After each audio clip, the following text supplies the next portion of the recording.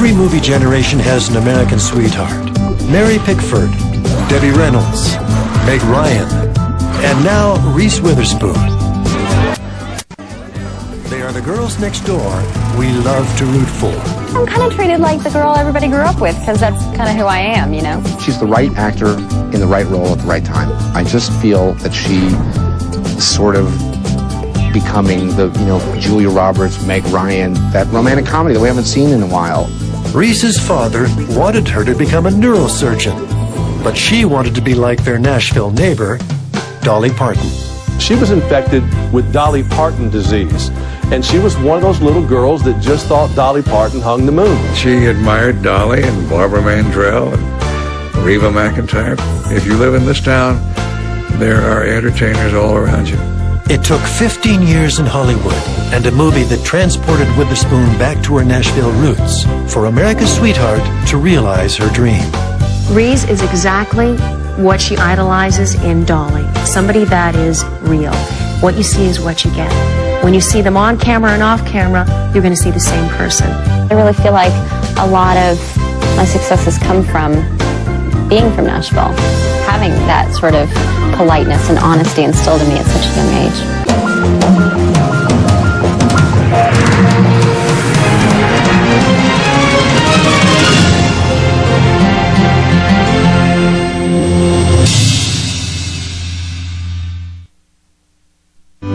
As a young girl growing up in Nashville, Reese Witherspoon dreamed of being like the stars she was surrounded by. In 1989, her quest for stardom landed her in front of the director of The Man in the Moon, Robert Mulligan. The minute her face came on the screen, they both stood up and said, "That's her." Reese was only 13, and she was on her way to Hollywood. By the time she was 20, her films included Fear with Mark Wahlberg and Freeway with Kiefer Sutherland. Reese's Hollywood dream was becoming a reality. It's funny because I just went back to Tennessee, and I was sitting around with my girlfriend. She was just like, "I just don't understand it. Why you?" I said, "I don't know." And she goes, "I just don't understand why you made it. I just don't get it." And I said, "I'm just as stumped too, you know." But there's no mystery behind Witherspoon's rise to the top. Reese worked hard and aimed high. What she really wanted was an Oscar. She had it in mind. Oh yeah. No. You can see that in her eyes, You can see that in her sharp jaw that she's got, that she was out to make a difference in her life and in other people's lives, but also to let people know who she is. Any actor that tells you that they don't care about Oscars or awards, they're not telling the truth. Reese's aspirations were realized when she returned to her southern roots to tell the story of country legends Johnny Cash and June Carter in Walk the Line. That was not an easy role to take. I think a lot of people might have backed down from it and said, "I don't think I can do this."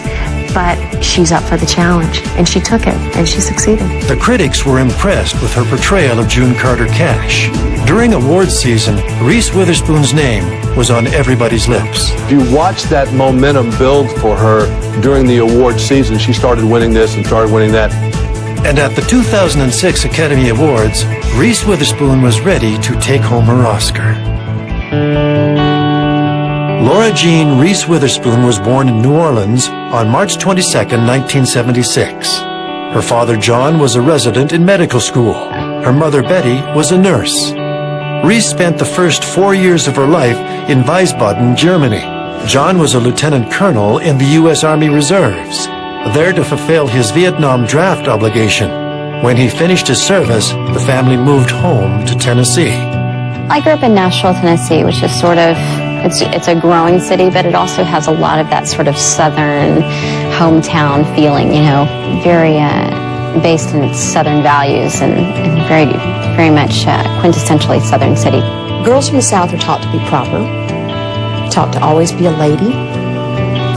They're taught that family comes first and their marriages come first. I really feel like a lot of my success has come from being from Nashville, having that sort of politeness and honesty instilled in me at such a young age. Reese's father, John, graduated top of his class at Yale and became an ear, nose, and throat surgeon, while her mother, Betty, earned 6 separate degrees and became a professor of nursing at Vanderbilt University.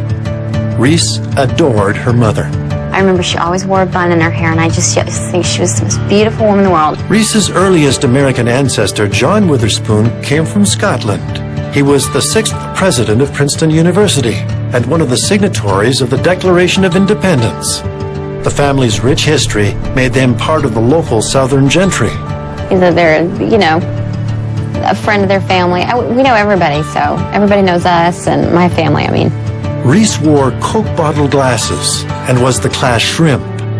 She spent a lot of time daydreaming and hiding behind the couch playing with Barbies. She put on plays to entertain her family, and she loved watching television. I think I was pretty addicted to Different Strokes, because I thought that was a pretty cool show. But I grew up more on 70s and 80s television.